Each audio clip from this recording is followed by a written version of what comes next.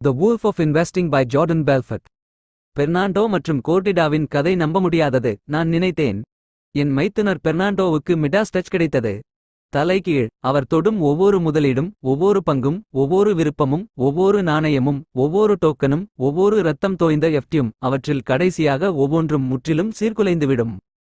இரவு 9 மணிக்குப் பிறகு நான் பெர்னாண்டோவின் ஆடம்பரமான பியூனஸ் அயர்ஸ் குடியிருப்பின் சாப்பாட்டு அறையில் அமர்ந்து அவரது தரகு அறிக்கைகளை படித்துக் கொண்டிருந்தேன். அந்த சோகமான உணர்தல் என் மூளையில் குமிழ்ந்தது. எளிமையாகச் சொன்னால் அவரது போர்ட்ஃபோலியோ ஒரு பேரழிவு.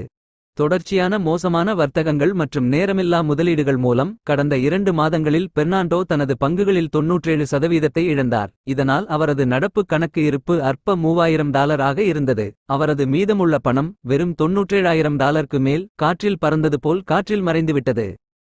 இன்னும் மோசமானது, முதலீடுகள் செய்யப்பட்ட 2 முக்கிய இடங்களான பங்கு மற்றும் கிரிப்டோகரன்சி சந்தைகளில் ஒப்பீட்டளவில் அமைதி மற்றும் ஸ்திரத்தன்மையின் போது இழப்புகள் ஏற்பட்டன. இதன் தாக்கங்கள் மறுக்க முடியாதவை மற்றும் வெளிப்படையானவை. என் மைத்துனர் தன்னை தவிர வேறு யாரும் குற்றம் சொல்லவில்லை. எல்லாவற்றிற்கும் மேலாக, பெர்னாண்டோ முதலீடு செய்த சந்தைகள் செயலிழந்திருந்தால் அல்லது குறைந்தபட்சம் அவர் முதலீடு செய்த உடனேயே கணிசமாக குறைந்திருந்தால் அது ஒன்றுதான். அது அவரது இழப்புகளில் சிலவற்றையாவது கணக்கில் எடுத்திருக்கும். உண்மையில் இந்த சூழ்நிலையைப் பற்றி வோல் ஸ்ட்ரீட்டில் பிரபலமான ஒரு பழமொழி உள்ளது. எழுந்து வரும் அலை அனைத்து படகுகளையும் தூக்கி நிறுத்துகிறது. வேறு வார்த்தைகளில் கூறுவதானால், பங்குச்சந்தை உயரும் போது சந்தையில் உள்ள எந்தவொரு பங்கின் விலையும் அதனுடன் சேர்ந்து உயரும். மேலும் பங்குச்சந்தை வீழ்ச்சியடையும் போது சந்தையில் உள்ள எந்த பங்கின் விலையும் அதனுடன் சேர்ந்து வீழ்ச்சியடையும். நிச்சயமாக மற்ற எல்லா சந்தைகளுக்கும் இது பொருந்தும். பத்திரச்சந்தை, பொருட்கள் சந்தை, கிரிப்டோகரன்சி சந்தை, ரியல் எஸ்டேட் சந்தை, கலைச் சந்தை, காப்பீட்டுச் சந்தை, சிலவற்றை குறிப்பிடலாம்.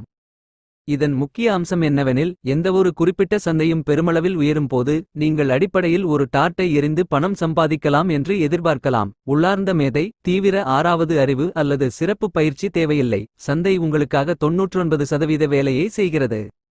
இது ஒரு எளிய முன்மாதிரி, இல்லையா? ஒரே பிரச்சனை என்னவென்றால், இது சாதாரண காலங்களில் எளிமையானதாகத் தோன்றினாலும் நீடித்த காலை சந்தையில் விஷயங்கள் மிகவும் சிக்கலானதாக இருக்கும். பகுத்தறிவற்ற உற்சாகத்தின் இந்த தருணங்களில் சந்தை ஏற்றம், அரட்டை அறைகள் அரட்டை அடிப்பது, பண்டிதர்கள் உந்துதல் மற்றும் ட்விட்டர் பார்வையில் முடிவே இல்லை என்று ட்வீட் செய்வது மனித இயல்பு பிடிக்கிறது. திடீரென்று அமெச்சூர் வணிகர்கள் கால்நடைகளைப் பற்றி அறிந்ததைப் போலவே பொதுவான பங்குகளைப் பற்றியும் அறிந்திருக்கிறார்கள். அவர்கள் நிபுணர்கள் என்று நினைத்து மூர்க்கமான கிளிப்பில் வாங்கவும் விற்கவும் தொடங்குகிறார்கள். அவர்களின் புதிய வெற்றியானது அவர்களின் உள்ளார்ந்த புத்திசாலித்தனத்தின் விளைவாகும் என்ற அசைக்க முடியாத நம்பிக்கையால் உற்சாகமடைந்து அவர்களின் நம்பிக்கை ஒவ்வொரு நாளும் வலுவடைகிறது. அவர்களின் வர்த்தக உத்திகள் கிட்டத்தட்ட முற்றிலும் குறுகிய காலமே. அவர்கள் சரியாக பந்தயம் கட்டும்போது அவர்கள் விரைவாக லாபத்தை பதிவு செய்கிறார்கள். மேலும் அவர்களின் நடத்தையை வலுப்படுத்த டோபாமினின் நல்ல வெற்றியை பெறுகிறார்கள். பங்கு அதிக அளவில் வர்த்தகம் செய்வதால் அவர்களுக்கு எந்த பலனும் இல்லை. ஒரு லாபம் என்று அவர்கள் கூறுகிறார்கள். எப்போதும் லாபத்தை எடுத்துக்கொண்டு யாரும் உடைந்து போகவில்லை. மேலும் அவர்கள் தவறாக பந்தயம் கட்டும்போது அவர்கள் சராசரியாக குறையும் அல்லது டிப் வாங்கவும் என்ற சொற்றொடர் செல்கிறது. மேலும் எழும் அலை அவர்களை விடுவிக்கட்டும். மற்றும் அவர்கள் ஏன் கூடாது? ட்விட்டரில் உள்ள கும்பல் அதைத்தான் செய்யச் சொல்கிறது. தவிர, கடந்த காலத்தில் அது எப்போதும் அவர்களுக்கு வேலை செய்தது, இல்லையா? சந்தை எப்போதும் திரும்பி வரும். சரியாக இல்லை. உண்மையில் சந்தைகள் உயர்கின்றன மற்றும் சந்தைகள் வீழ்ச்சியடைகின்றன. மேலும் அவை வீழ்ச்சியடையும் போது, அதாவது 1999இல் .com குமிழி வெடித்தது போல் அல்லது 2008இல் வீட்டுக் குமிழி வெடித்தது போல், அவை மிக விரைவாகவும் மிகவும் வன்முறையாகவும் வீழ்ச்சியடைகின்றன. அவர்கள் எழும்புவதை விட சில வருடங்களுக்கும் மேலான அனுபவமுள்ள எந்தவொரு தொழில்முறை முதலீட்டாளரிடமும் கேளுங்கள். அவர்கள் சந்தேகத்திற்கு இடமின்றி அதையே உங்களுக்கு சொல்வார்கள். ஆனால் இப்போதைக்கு பெர்னாண்டோவின் கதைக்கு வருவோம். அவர் தனது அடிபட்ட முதலீட்டு இலாகாவிற்கு சந்தையை குறை சொல்ல முடியாது, குறைந்தபட்சம் மேற்பரப்பில் இல்லை. பிரத்தியேகங்களை பார்ப்போம். பிப்ரவரி 8, 2022 முதல் ஏப்ரல் 8, 2022 வரை இழப்புகள் ஏற்பட்ட 60 நாட்களில் பெர்னாண்டோ முதலீடு செய்த 2 சந்தைகளும் அடிப்படையில் சமமாக இருந்தன. அதாவது வோல் ஸ்ட்ரீட் மொழியில் அவை மேலே அல்லது கீழே நகரவில்லை. பொருள் முக்கியத்துவம் வாய்ந்த வழி. குறிப்பாக, பரந்த அமெரிக்க பங்குச் சந்தைக்கான அளவுகோலாக செயல்படும் எஸ் மற்றும் பி 500 பிப்ரவரி 8 அன்று 4521.54 ஆகவும் ஏப்ரல் 8 அன்று 4488.28 ஆகவும் இருந்தது. இது 0.7% மட்டுமே குறைந்துள்ளது. மேலும் பரந்த கிரிப்டோகரன்சிக்கான அளவுகோலாக செயல்படும் பிட்காயின் சந்தை பிப்ரவரி 8 அன்று $44,340 ஆகவும் ஏப்ரல் 8 அன்று $42,715 ஆகவும் இருந்தது. இன்னும் 3.7% மட்டுமே குறைந்துள்ளது. குறிப்பாக பெர்னாண்டோவின் 97% இழப்புடன் ஒப்பிடும்போது. இருப்பினும் எனது மைத்துனரிடம் நியாயமாக இருக்க நாள் 1 மற்றும் 60ஆம் நாளை மட்டுமே பார்ப்பது மிகவும் தவறாக வழிநடத்தும். அதாவது பெர்னாண்டோ ஒரு நீண்ட கால வாங்கும் மற்றும் வைத்திருக்கும் உத்தியில் அவர் தனது ஒவ்வொரு வாங்குதலையும் குறைந்தது 60 நாள் வரை வைத்திருந்தார். கடைப்பிடித்திருந்தால் ஆம், அந்த 2 எண்களும் முழு கதையையும் கூறியிருக்கும். ஆனால் அது தெளிவாக இல்லை. ஒரு விரைவான பார்வையில் டஜன் கணக்கான விற்பனை ஆர்டர்கள் கணக்கு அறிக்கைகளை குப்பையில் போடுவதை என்னால் காண முடிந்தது. அதே சமயம் வாங்குதல் மற்றும் பிடிப்பு உத்தியானது விலை ஏற்ற இறக்கங்களை பொருட்படுத்தாமல் ஒரு நீண்ட காலத்திற்கு ஒரு நிலைப்பாட்டை வைத்திருப்பதை உட்படுத்துகிறது. நன்கு தேர்ந்தெடுக்கப்பட்ட முதலீட்டின் நீண்ட கால வளர்ச்சி திறன். எனவே உண்மையில் என்ன குறைகிறது என்பதை பற்றிய துல்லியமான படத்தை பெற நீங்கள் 1 மற்றும் 60 நாட்களில் மட்டும் பார்க்க முடியாது. இடையில் என்ன நடந்தது என்பதையும் பார்க்க வேண்டும். எல்லாவற்றிற்கும் மேலாக கிரிப்டோகரன்சி சந்தை அமெரிக்க பங்குச் சந்தையை விட மிகவும் நிலையற்றது. அமெரிக்க பங்குச் சந்தையும் அதன் தருணங்களை கொண்டுள்ளது. குறிப்பாக பெரும் அச்சம் மற்றும் நிச்சயமற்ற காலங்களில் அல்லது ஒரு கருப்பு அன்னம் நிகழ்வு ஒன்று. எனவே பெர்னாண்டோ எவ்வளவு ஆக்ரோஷமாக செயல்படுகிறார் என்பதை பொறுத்து வர்த்தகம், அவரது இழப்புகள் கடுமையான தினசரி விலை ஏற்ற இறக்கங்கள் மற்றும் மிகவும் மோசமான நேரத்தின் விளைவாக இருந்திருக்கலாம். வேறு வார்த்தைகளில் கூறுவதானால் குறைவாக வாங்குவதும் அதிகமாக விற்பதும் என்ற பழங்கால வர்த்தக கோட்பாட்டை பின்பற்றுவதற்கு பதிலாக தற்காலிகமாக சவால் செய்யப்பட்ட எனது மைத்துனர் அதிகமாகவும் குறைவாகவும் விற்கிறார். மேலும் அவர் அதை மீண்டும் மீண்டும் செய்து வந்தார். அவரது பணம் அனைத்தும் போய்விட்டது. எனவே அதை கருத்தில் கொண்டு தினசரி ஏற்ற இறக்கத்தின் லென்ஸ் மூலம் இந்த நேரத்தை தவிர 2 அளவுகோல்களை பார்ப்போம். ஒருவேளை அது பெர்னாண்டோவின் பாரிய இழப்புகளை விளக்கக்கூடும். இல்லையெனில் ஒரு நிலையான காலகட்டமாக தோன்றியதைக் காட்டிலும்.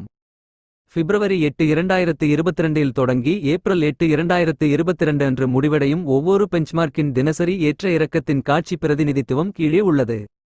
படம். மேலே உள்ள விளக்கப்படத்தின் அடிப்படையில் மார்ச் 16 அன்று பிட்காயின் குறைந்தபட்சம் $37,023 ஆகவும் மார்ச் 30 அன்று அதிகபட்சமாக $47,078 ஆகவும் இருந்தது. இது 60 நாள் காலத்தில் உயர்விற்கும் குறைந்ததற்கும் இடையே 21% மாறுபாடு. மேலும் எஸ் மற்றும் பி பொதுவாக மிகவும் குறைவான நிலையற்ற தன்மையை கொண்டுள்ளது.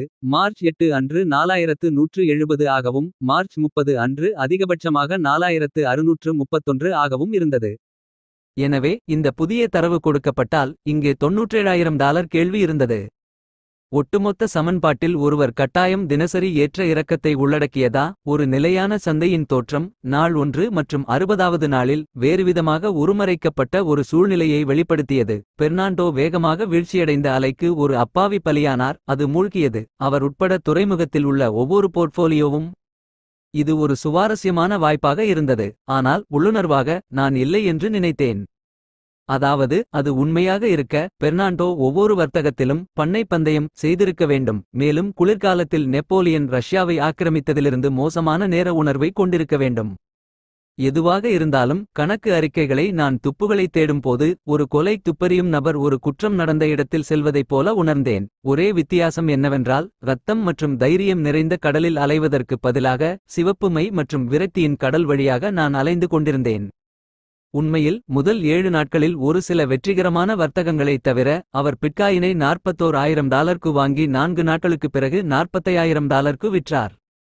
அவர் அத்தியோரமை $2,900க்கு வாங்கினார் மற்றும் ஒரு வாரம் கழித்து $3,350க்கு விற்றார். அவர் டெஸ்லா பங்குகள் மற்றும் டெஸ்லா விருப்பங்களை வாங்கினார் மற்றும் சில நாட்களுக்குப் பிறகு அவை இரண்டையும் $20,000க்கும் அதிகமான லாபத்திற்கு விற்றார். அவர் தொட்டதெல்லாம் உடனடியாக மலம் ஆனது. இன்னும் மோசமானது, அவரது வர்த்தக நடவடிக்கை ஒவ்வொரு நாளும் அதிகரித்தது. 3வது வாரத்தின் முடிவில் அவர் தன்னை ஒரு நாள் வர்த்தகராக கருதுவது போல் தோன்றியது.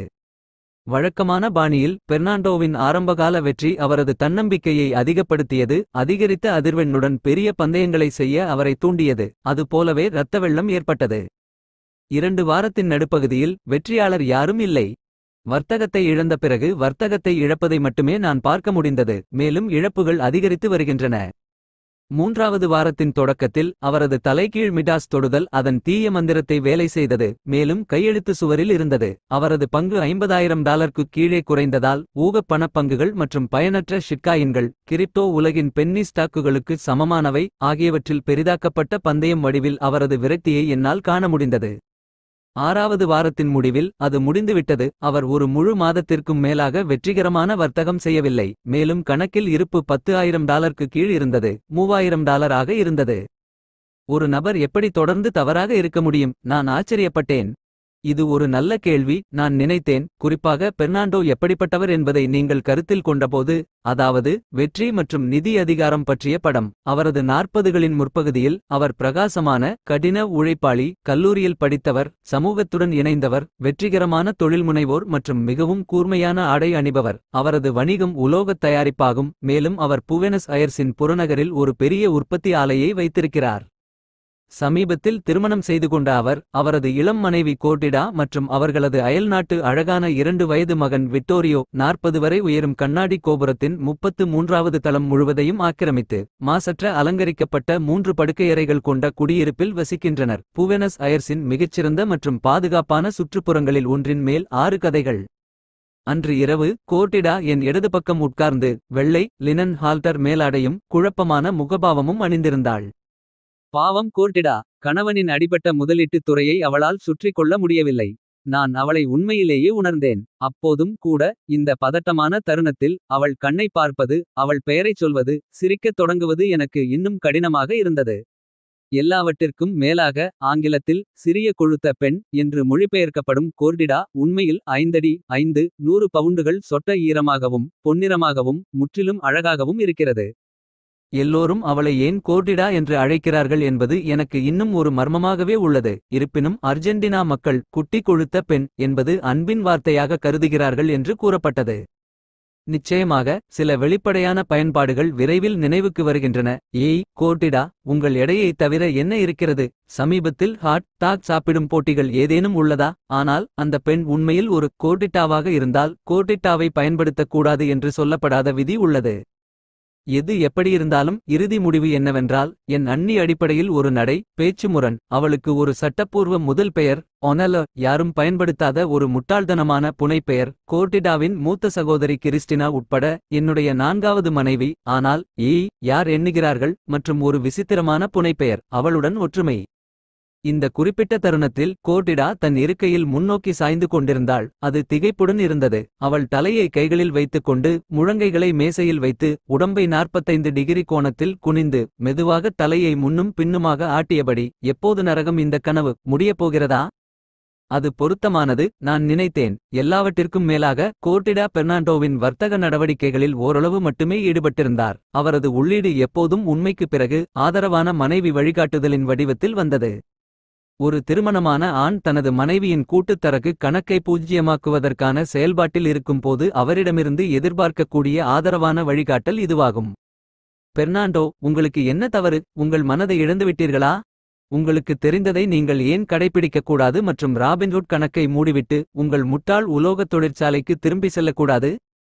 குறைந்தபட்சம் நாங்கள் அந்த வழியில் ஏழை வீட்டில் முடிவடைய மாட்டோம். பெர்னாண்டோவுக்கு விஷயங்களை மேலும் சிக்கலாக்கியது என்னவென்றால், கோர்டிட்டா அந்த பட்டாசு ஜாக் உதவி வகைகளில் ஒன்றாகும். இது மிகவும் அதிகமாக ஒழுங்கமைக்கப்பட்டுள்ளது மற்றும் விவரங்களுக்கு மிகவும் கவனம் செலுத்துகிறது. ஓட்டுநர் உரிமம் மற்றும் பாஸ்போர்ட் எண்ணின் காலாவதி தேதிகளை மனப்பாடம் செய்ய அவர் அதை எடுத்துக்கொண்டார். என்னுடைய மற்றும் கிறிஸ்டினா உட்பட குடும்பத்தின் ஒவ்வொரு உறுப்பினரின் சுருக்கமாக, அவள் யாருக்கும் முட்டாள் இல்லை.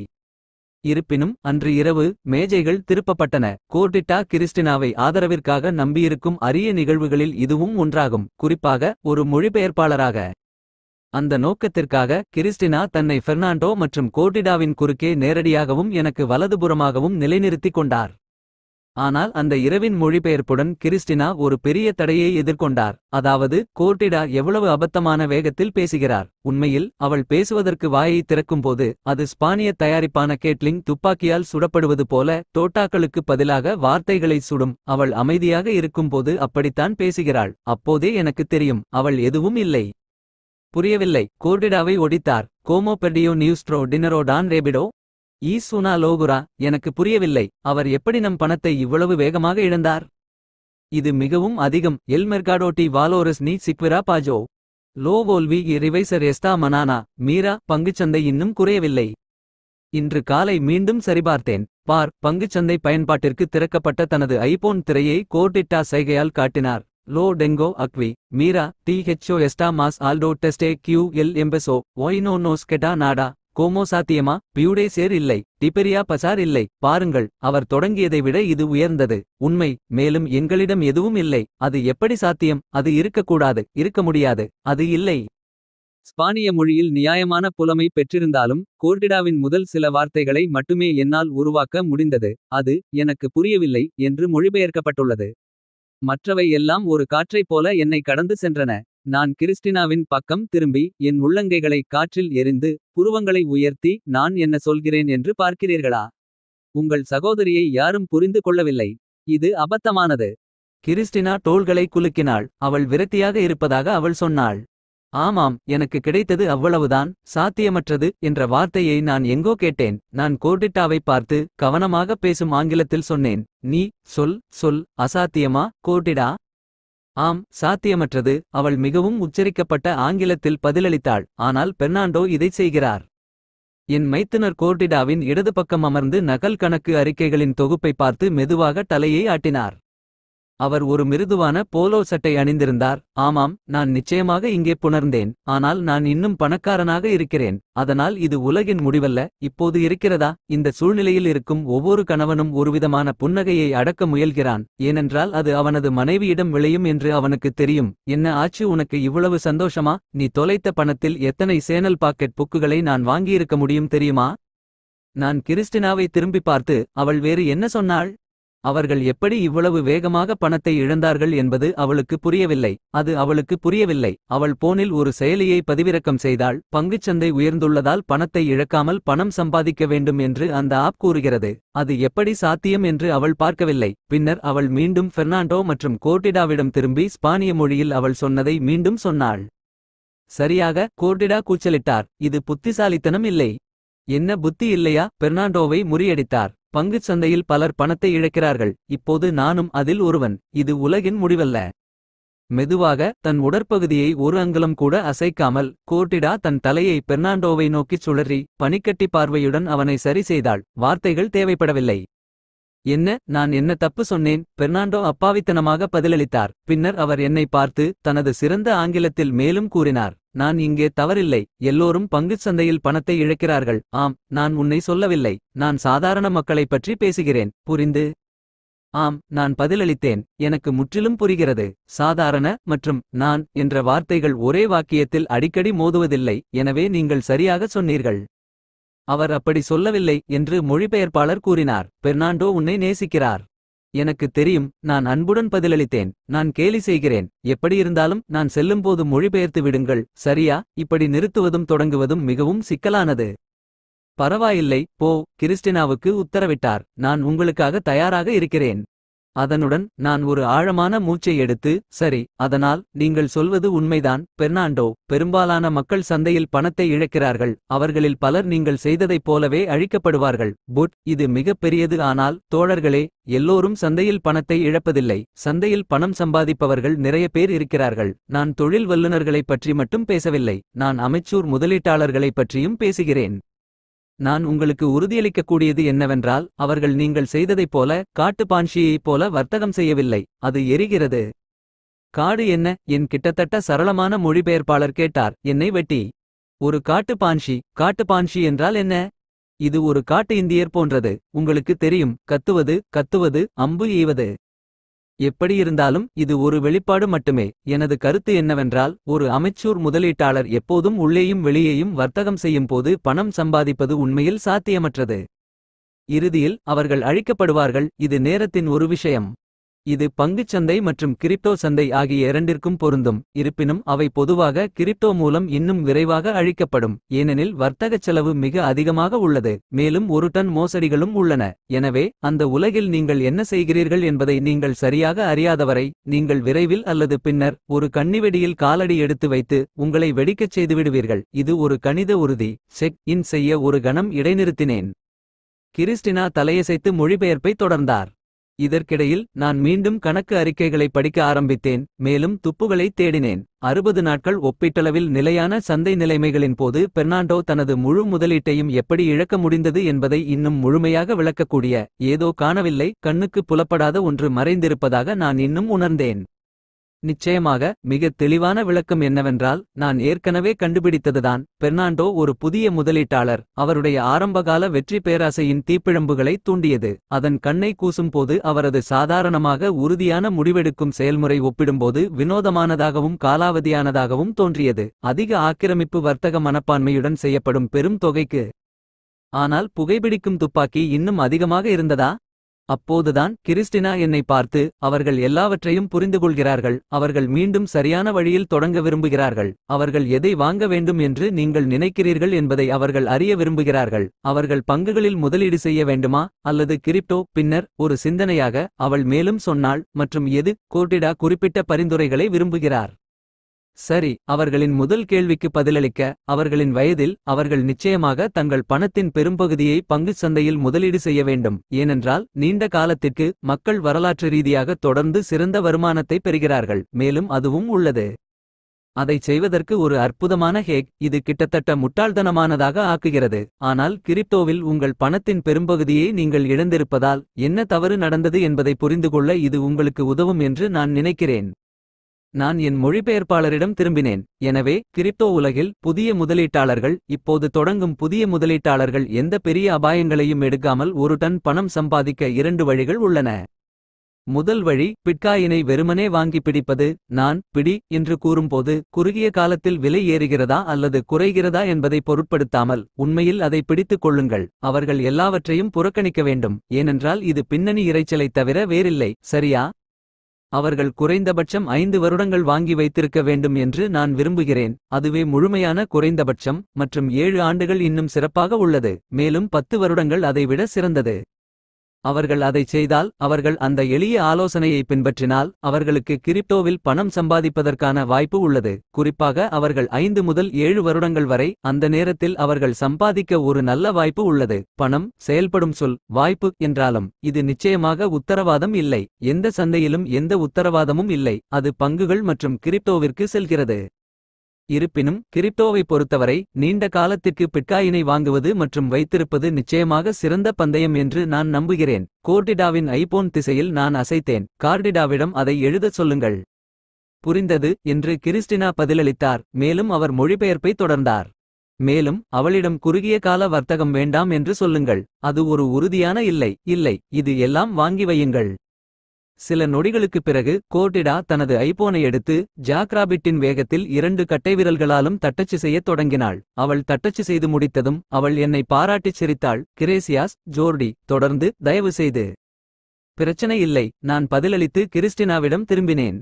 இப்போது அவர்கள் எவ்வளவு பிட்காயின் வாங்க வேண்டும் என்பதை பொறுத்தவரை நான் அவர்களுக்கு காட்ட விரும்பும் வெவ்வேறு உத்திகளை கடந்து செல்லும் வரை அந்த விவாதத்தை அட்டவணை செய்வோம். குறிப்பாக பங்குச்சந்தைக்கு. இது நாள் முடிவில் அவர்களின் போர்ட்ஃபோலியோவின் பெரும்பகுதி உண்மையில் இருக்க வேண்டிய இடம். கிரிப்டோ, மறுபுறம், அவர்களின் மொத்த போர்ட்ஃபோலியோவில் அதிகபட்சம் 5% மட்டுமே இருக்க வேண்டும். அதற்கு மேல் எதற்கும் எதிராக நான் கடுமையாக அறிவுறுத்துகிறேன். எப்படியும் அவர்கள் எவ்வளவு மொத்த பணத்தை முதலீடு செய்ய வேண்டும் என்பதை அவர்கள் பின்னர் முடிவு செய்யலாம். பின்னர் அவர்களின் வருமானத்தை அதிகரிக்கவும் அவர்களின் ஆபத்தை குறைக்கவும் அந்த நிதிகளை சில வேறுபட்ட சொத்து வகுப்புகளாக பிரிப்பதற்கான சிறந்த வழியை நாங்கள் மேற்கொள்வோம். ஆனால் இப்போதைக்கு நீண்ட காலத்திற்கு பிட்காயின் வாங்குவதையும் வைத்திருப்பதையும் கடைபிடிப்போம். இங்கே முக்கிய விஷயம் என்னவென்றால், இந்த மூலோபாயத்தின் மூலம் அவர்கள் பணம் சம்பாதிக்கப் போகிறார்கள் என்று நான் நம்புவதற்கு காரணம், இது நீண்ட காலத்திற்கு. அங்குதான் அனைத்து அதிகாரமும் உள்ளது. இப்போது மறுபுறம், அடுத்த சில வாரங்களில் அல்லது அடுத்த 12 மாதங்களில் பிட்காயின் எங்கே போகிறது என்று நீங்கள் என்னிடம் கேட்டால், எனக்கு தெரியும் என்று அவர்களிடம் சொன்னால் நான் முற்றிலும் பொய்யாக இருப்பேன். நான் இல்லை, யாரும் அதை செய்வதில்லை, குறைந்தபட்சம் எந்த அளவு உறுதியுடனும் இல்லை. மேலும் உங்களுக்கு வித்தியாசமாக சொல்லும் எவரும் முற்றிலும் மலம் நிறைந்தவர்கள். ஆனால் நீண்ட காலத்திற்கு மற்றும் மிக நீண்ட காலத்திற்கு நான் பிட்காயின் அதிகமாக செல்கிறது என்று ஒரு நம்பிக்கை உள்ளது. அதற்கும் ஒரு காரணம் இருக்கிறது. நீங்கள் பார்க்கிறீர்கள், குறுகிய காலத்தில் பிட்காயினின் விலையை பாதிக்கும் இந்த சீரற்ற நிகழ்வுகள் அனைத்தும் உள்ளன. மேலும் அவற்றில் எதையும் கணிக்க எனக்கு வெளிப்படையாக வழி இல்லை. எலோன் மஸ்க் ஒருநாள் படுக்கையின் தவறான பக்கத்தில் எழுந்து பிட்காயினை வெறுக்கிறார் அல்லது சீன அதிபர் ஜி பிட்காயினில் வர்த்தகத்தை நிறுத்த முடிவு செய்துள்ளார். ஏனெனில் அது அவரது அரசியல் நிகழ்ச்சி நிரலுக்கு பொருந்தாது அல்லது திமிங்கலங்கள் கொட்டுவது போன்ற விஷயங்களைப் பற்றி நான் பேசுகிறேன். அவர்களின் பிட்காயின் விலையை குறைத்து சில நாட்களுக்குப் பிறகு அதை மீண்டும் வாங்கிக் கொள்ளும் அல்லது பெடரல் ரிசர்வ் வட்டி விகிதங்களை உயர்த்துவது அல்லது பண விநியோகத்தை கடுமையாக்குவது, பணவீக்கத்தை எதிர்த்து போராடுவது. அதாவது நீங்கள் அர்ஜென்டினாவில் இரட்டை இலக்க பணவீக்கத்திற்கு பழகிவிட்டீர்கள் என்று எனக்கு தெரியும். ஆனால் அமெரிக்காவில் பெடரல் ரிசர்வ் அதை நிலைநிறுத்த எந்த வழியும் இல்லை. அவர்கள் அதை கட்டுப்படுத்த ஏதாவது செய்ய வேண்டும். அது பிட்காயினுக்கோ அல்லது பங்குச் சந்தைக்கோ குறைந்தபட்சம் குறுகிய காலத்திலாவது நல்லதாக இருக்காது. எப்படியும் இங்கே எனது கருத்து என்னவென்றால், இந்த வகையான சீரற்ற நிகழ்வுகள் குறுகிய காலத்தில் பிட்காயினில் பெரும் தாக்கத்தை ஏற்படுத்தக்கூடும் என்றாலும், அவை நீண்ட காலத்திற்கு பிட்காயினின் விலையில் எந்த தாக்கத்தையும் ஏற்படுத்தாது. மேலும் என்னால் கணிக்க வழி இல்லை. இந்த குறுகிய கால நிகழ்வுகளில் ஏதேனும், இது குறுகிய காலத்தில் பிட்காயின் வர்த்தகத்தை மொத்த கிராப்ஷூட் ஆக்குகிறது. இருப்பினும் மறுபுறம் நீண்ட காலத்திற்கு பிட்காயினில் முதலீடு செய்வது முற்றிலும் வேறுபட்ட கதை. ஏனென்றால் இப்போது அடிப்படைகள் செயல்பாட்டுக்கு வருகின்றன. பிட்காயினை மதிப்புமிக்கதாக மாற்றும் அனைத்து விஷயங்களையும் நீங்கள் உன்னிப்பாக பார்க்கலாம். அது எவ்வளவு அரிதானது, அது தீர்க்கும் பிரச்சினைகள் மற்றும் எவ்வளவு விரைவாக புதியவர்கள் அதை பயன்படுத்தத் தொடங்குகிறார்கள். அதன் பிறகு நீங்கள் என்ன நினைக்கிறீர்கள் என்பதை தெரிந்து கொள்ளலாம். அதன் தற்போதைய சந்தை விலையுடன் ஒப்பிடும்போது உண்மையில் மதிப்பு.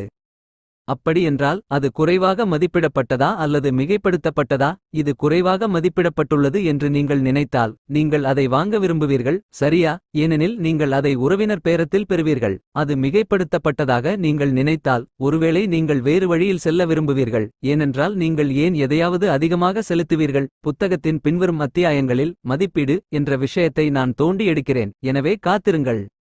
இப்போது ஒருவேளை நான் பைத்தியமாக இருக்கலாம். ஆனால் எனக்கு குறுகிய காலத்தில் சந்தையை அடைய முயற்சிப்பதை விடவும், எலோன் எப்படிப்பட்ட மனநிலையை சமாளிக்க வேண்டும் என்பதை விடவும் கடினமாக உழைத்து சம்பாதித்த பணத்தை முதலீடு செய்வதற்கு இது மிகவும் புத்திசாலித்தனமான வழியாகத் தெரிகிறது. மஸ்க் உள்ளே இருக்கிறார். அல்லது ஜனாதிபதி ஜி காலை உணவுக்கு என்ன செய்தார்? புரிந்ததா உங்களுக்கு? முதல் வழி முதலீடு, இரண்டாவது வழி ஊகம் அல்லது சூதாட்டம்.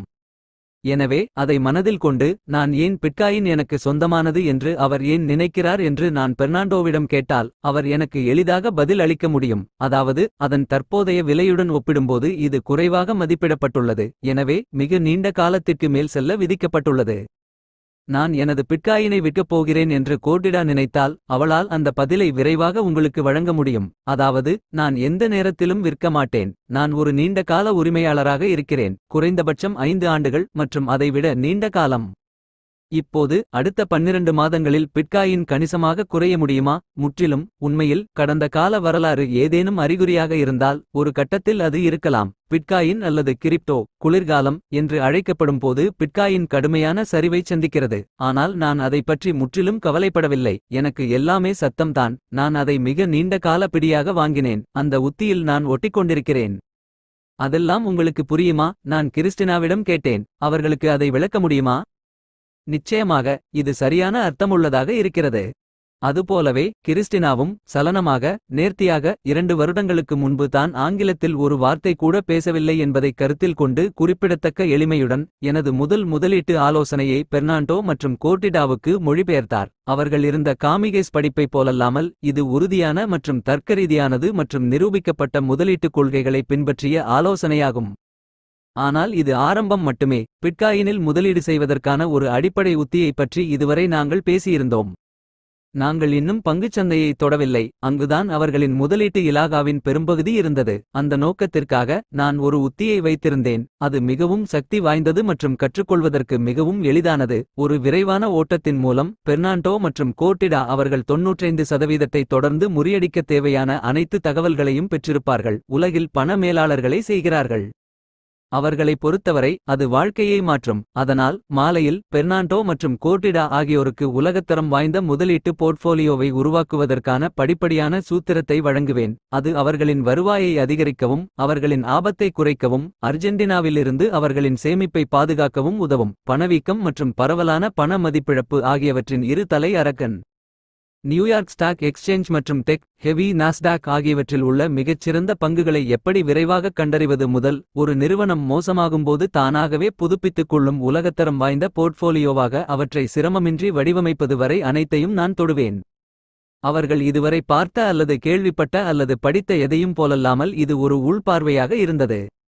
சுருக்கமாகச் சொன்னால், வோல் ஸ்ட்ரீட்டில் உள்ள சாதகர்கள் அதை எப்படிச் செய்கிறார்கள் என்பதை மட்டும் அவர்களுக்கு காட்டவில்லை. பெரிய கமிஷன்கள், அதிக நிர்வாகக் கட்டணங்கள் மற்றும் ஆபாசமான பெரிய பெர்ஃபார்மென்ஸ் போனஸ்கள் ஆகியவற்றை எப்படி எளிதாகத் தவிர்ப்பது என்பதையும், உள்நாட்டின் பிளேபுக்கிற்கு அந்தரங்கமாக இல்லாத முதலீட்டாளர்கள் ஏமாற்றி விடுவார்கள். பணம் செலுத்தி அது அவர்களின் வருமானத்தை நரமாமிசமாக்கி இறுதியில் அவர்களின் செல்வத்தை கொள்ளையடிக்கிறது.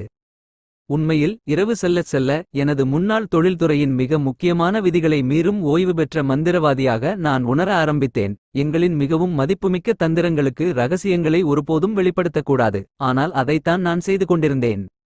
நான் ஒட்டுமொத்த நிதிச் சேவைத் துறையின் திரையை விலக்கி அவர்களின் மிகப்பெரிய மாய வித்தையின் ரகசியத்தை அம்பலப்படுத்தினேன். கற்றுக்கொள்வது எளிதானது மற்றும் செயல்படுத்துவது மிகவும் எளிமையானது. வால் ஸ்ட்ரீட்டின் இருப்பு மற்றும் அவர்களின் கட்டணங்கள், கமிஷன்கள் மற்றும் நகைச்சுவையான செயல்திறன் போனஸ் ஆகியவை வெறுமனே தேவையில்லை. உங்களுக்கு தேவையானது அவர்களின் இன்சைடர்ஸ் பிளேபுக்கின் டிகோட் செய்யப்பட்ட பதிப்பு மட்டுமே. பின்வரும் பக்கங்களில் நான் இப்போது உங்களுக்கு வழங்குவது துல்லியமாக வால் ஸ்ட்ரீட் கடந்த 60 ஆண்டுகளாக மெயின் ஸ்ட்ரீட்டில் முதலீட்டாளர்களின் தலையில் வைத்திருக்கும் இன்சைடர்ஸ் பிளேபுக்கின் டிகோட் செய்யப்பட்ட பதிப்பு. இது எனது முழு வயதுவந்த வாழ்க்கையிலும் நான் தனிப்பட்ட முறையில் இருந்த ஒரு விளையாட்டு புத்தகம். மேலும் வால் ஸ்ட்ரீட்டில் எனது ஆரம்ப ஆண்டுகளில் நான் மோசமாக பயன்படுத்தினேன். நான் அதை பயன்படுத்தி எனக்காக பெரும் தொகையை சம்பாதித்து மற்றவர்களை அவர்களிடமிருந்து பிரித்தேன். நான் பெருமையடையாத ஒன்று மற்றும் பல வருடங்களை செலவிட்டேன். நான் இப்போது உலகம் முழுவதிலுமிருந்து பல்லாயிரக்கணக்கான மக்கள் மகிழ்ச்சியாகவும் பணக்காரர்களாகவும் மேலும் நிதி ரீதியாகவும் வளமான வாழ்க்கையை வாழ அவர்களுக்கு விற்பனை மற்றும் வற்புறுத்தலின் கலை மற்றும் மிகவும் திறமையான தொழில்முனைவோராக எப்படி இருக்க வேண்டும் என்பதை அவர்களுக்கு கற்றுக் கொடுத்துள்ளேன். ஆனால் இந்த புத்தகம் விஷயங்களை ஒரு புதிய நிலைக்கு கொண்டு செல்கிறது. உங்களின் சொந்த நிதி சாம்ராஜ்யத்தை கட்டியெழுப்புவதற்கான ஆயத்த தயாரிப்பு தீர்வாக மட்டுமல்லாமல் வெள்ளித்தட்டில் சாவியையும் உங்களிடம் ஒப்படைக்கிறேன். நான் இங்கு குறிப்பிடுவது என்னவென்றால், நான் ஒரு புத்தகத்தை எழுதுவதற்கு 3 ஆண்டுகளுக்கும் மேலாக எடுத்துக்கொண்டேன். அதன் உத்திகள் எனக்கு நன்றாகத் தெரியும் மற்றும் பிறவியிலேயே என்னால் அதை ஒரு வாரத்தில் முடிக்க முடிந்தது. ஒரே பிரச்சனை என்னவென்றால், கேள்விக்குரிய பொருள் மக்களை தூங்க வைக்கிறது. எனவே எல்லா பக்கங்களையும் கடைசி வரை புரட்டி பார்க்கும் வகையில் இதை எழுதுவதன் மூலம் நான் உள்ளார்ந்த சலிப்பு மற்றும் சலிப்பு அனைத்தையும் போக்க வேண்டியிருந்தது. இல்லையெனில் நான் உங்களுக்கு ஒரு பெரிய அவதூறு செய்வேன் என்று எனக்கு தெரியும். வால் ஸ்ட்ரீட்டின் இன்சைடர்ஸ் பிளேபுக்கை டிகோடிங் செய்யும் கடினமான செயல்முறை தொடங்கியது. அது படிக்க வேடிக்கையாகவும் பின்பற்ற எளிதாகவும் செயல்படுத்த எளிதாகவும் இருக்கும். மேலும் ஒவ்வொரு முறையும் உங்களை சத்தமாக சிரிக்க வைக்கும் மற்றும் நீங்களே சொல்லுங்கள், அவர் சொன்னதை என்னால் நம்ப முடியவில்லை. உங்களில் அமெச்சூர் முதலீட்டாளர்களுக்கு அல்லது தொடங்குவதைப் பற்றி நீங்கள் நினைத்தால் இந்த புத்தகம் உங்களுக்கு ஒரு முழு கேம் சேஞ்சராக இருக்கும். நீங்கள் கடினமாக உழைத்து சம்பாதித்த பணத்தை பாதுகாப்பான மற்றும் அதிக வேண்டுமென்றே எவ்வாறு வரிசைப்படுத்துவது என்பதை இது காண்பிக்கும். இது உலகத்தரம் வாய்ந்த பங்கு போர்ட்ஃபோலியோவை விரைவாக உருவாக்க உங்களை அனுமதிக்கும். இது சிறந்த செயல்திறன் கொண்ட ஹெட்ஜ் நிதி மேலாளர்களில் 95% தொடர்ந்து முறியடிக்கும். உலகில் பரஸ்பர நிதி மேலாளர்கள் நிரூபணமான வெற்றியின் உறுதியான சாதனை பதிவை கொண்ட அனுபவமிக்க முதலீட்டாளர்களான உங்களில் இந்த புத்தகம் இன்னும் சமமாக மதிப்புமிக்கதாக இருக்கும். உங்கள் தற்போதைய முதலீட்டு உத்திகள் ஏன் வெற்றிகரமாக உள்ளன என்பதை இது உங்களுக்கு துல்லியமாக காண்பிப்பது மட்டுமல்லாமல், பழைய நண்பரிடமிருந்தோ அல்லது உலகத்திலிருந்தோ நீங்கள் கேட்கும் சமீபத்திய பங்கு உதவிக்குறிப்புகளால் தூண்டிவிடப்படாமல் நிச்சயமாக தொடர இது ஒரு சக்திவாய்ந்த நினைவூட்டலாகவும் இருக்கும். CNBCயில் கிளாஸ் கார்னிவல் பார்கர் அல்லது அலுவலக வாட்டர் கூலரில் க்ளூலெஸ் உடன் பணிபுரிபவர் அல்லது டிக்டோக் அல்லது இன்ஸ்டாகிராமில் சுய சேவை செய்யும் ஆயிரக்கணக்கான சார்லடன்களில் ஒருவரிடமிருந்து. கூடுதலாக, சந்தையில் உங்கள் கடந்தகால வெற்றிகள் இருந்தபோதிலும், உங்களுக்கு யார் ஆலோசனை வழங்குகிறார்கள் என்பதைப் பொறுத்து, உங்கள் வருடாந்திர வருமானத்தில் குறிப்பிடத்தக்க பகுதியானது கட்டணங்கள், கமிஷன்கள் மற்றும் அப் வருடாந்திர செயல்திறன் போனஸ் ஆகியவற்றால் தேவையில்லாமல் நரமாமிசம் செய்யப்படுவதற்கான சிறந்த வாய்ப்பு உள்ளது. வோல் ஸ்ட்ரீட்டிற்கு பதிலாக உங்கள் வருடாந்திர வருமானம் உங்கள் பாக்கெட்டுக்குச் செல்வதை உறுதிசெய்து, அவற்றில் பெரும்பாலானவற்றை எவ்வாறு அகற்றுவது என்பதை இந்த புத்தகம் உங்களுக்கு காண்பிக்கும். கடைசியாக, சந்தையில் முதலீடு செய்யாத தீவிர கன்சர்வேடிவ் நபர்களில் நீங்களும் ஒருவராக இருந்தால், ஒருவேளை நீங்கள் வால் ஸ்ட்ரீட்டையும் அங்கு பணிபுரியும் பேராசை கொண்ட பாஸ்டர்டுகளையும் வெறுக்கிறீர்கள், இந்த புத்தகம் இன்னும் உங்களுக்கு மிகவும் மதிப்புமிக்கதாக இருக்கும். தொடக்கக்காரர்களுக்கு வால் ஸ்ட்ரீட்டை அவர்களின் சொந்த விளையாட்டில் எப்படி வெல்வது என்பதை உங்களுக்கு கற்பிப்பதற்காகவே, அவர்கள் உருவாக்கும் மதிப்பில் உங்கள் நியாயமான பங்கை பிரித்தெடுப்பதன் மூலம் இறுதியில் உங்களிடமிருந்து பெரும்பகுதியை திரும்பப் பெற அனுமதிக்காமல் இது வடிவமைக்கப்பட்டுள்ளது. நீங்கள் பார்க்கிறீர்கள், வோல் ஸ்ட்ரீட் உண்மையில் உலகின் பொருளாதாரத்தின் சரியான செயல்பாட்டிற்கு ஒரு முக்கிய மற்றும் அவசியமான ஆர்வத்தை வழங்குகிறது மற்றும் செயல்பாட்டில் பாரிய மதிப்பை உருவாக்குகிறது.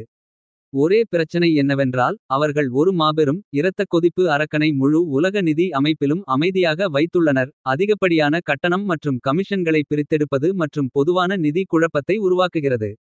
இந்த மாபெரும் ரத்தம் உறிஞ்சும் அரக்கனை விவரிக்க நான் உருவாக்கிய வார்த்தை வால் ஸ்ட்ரீட் கட்டண இயந்திர வளாகம். மேலும் பின்வரும் அத்தியாயங்களில் இதை இன்னும் விரிவாக கூறுவேன். மேலும் பாதுகாப்பாக செல்ல எளிய மற்றும் மிகவும் பயனுள்ள வழியை காண்பிப்பேன். அதை சுற்றி. ஆனால் இப்போதைக்கு நீங்கள் எங்கு வாழ்கிறீர்கள், எவ்வளவு வயதானவர், எவ்வளவு பணம் சம்பாதிக்கிறீர்கள், என்ன செய்கிறீர்கள், அல்லது வங்கியில் தற்போது எவ்வளவு பணம் வைத்திருக்கிறீர்கள் என்பது முக்கியமல்ல. உங்கள் மெத்தைக்கு அடியில் கடின உழைப்பு மற்றும் சிக்கனம் ஆகியவற்றின் மூலம் நீங்கள் சேமித்த பணத்தை எடுத்து. பணவீக்கத்தின் விளைவுகளிலிருந்து குறைந்தபட்சம் உங்களை காப்பாற்றும் வகையில் பாதுகாப்பாகச் செயல்பட வைப்பது. நிதி ரீதியாக வலுவூட்டும் வாழ்க்கை வாழ்வதில் மிகவும் ஒருங்கிணைந்த பகுதியாகும். மற்றும் பணமதிப்பு நீக்கம் அதே நேரத்தில் கவனமாக வளர அனுமதிக்கிறது. ஒரு நாள் பெருமையுடனும் கண்ணியத்துடனும் ஓய்வு பெறவும். எப்போது வேண்டுமானாலும் யாருடன் வேண்டுமானாலும் எப்போது வேண்டுமானாலும் செய்யக்கூடிய நிதிச் சுதந்திரத்தை அளிக்கும். சமச்சீரான போர்ட்ஃபோலியோ வகையை உருவாக்க இந்த புத்தகம் உங்களை வழிநடத்தும். நீங்கள் விரும்பும் அளவுக்கு. அதுதான் உங்களுக்கான என் ஆசை. ஒரு கருப்பு அன்னம் நிகழ்வு என்பது பங்குச் சந்தை மற்றும் அடிப்படை பொருளாதாரத்தின் மீது பேரழிவுகரமான தாக்கத்தை ஏற்படுத்தும் அரிதான மற்றும் எதிர்பாராத நிகழ்வாகும். இந்த நிகழ்வுகளை எதிர்பார்க்க முடியாது என்பதால் அவை அனைவரையும் ஆச்சரியத்தில் ஆழ்த்துகின்றன. வங்கிகள், தரகர்கள், முதலீட்டாளர்கள், அரசியல்வாதிகள் மற்றும் ஊடகங்கள். ஒரு நாள் வர்த்தகர் என்பது இன்ட்ராடே விலை ஏற்ற இறக்கங்களை பயன்படுத்திக் கொள்வதற்காக மிகப் பெரிய அளவிலான வர்த்தகங்களைச் செய்பவர். பொதுவாக சந்தையில் கூர்மையான சரிவு அல்லது கருப்பு ஸ்வான் நிகழ்விலிருந்து ஒரே இரவில் ஏற்படும் ஆபத்தை அகற்ற அனைத்து திறந்த நிலைகளும் நாள் முடிவில் மூடப்படும்.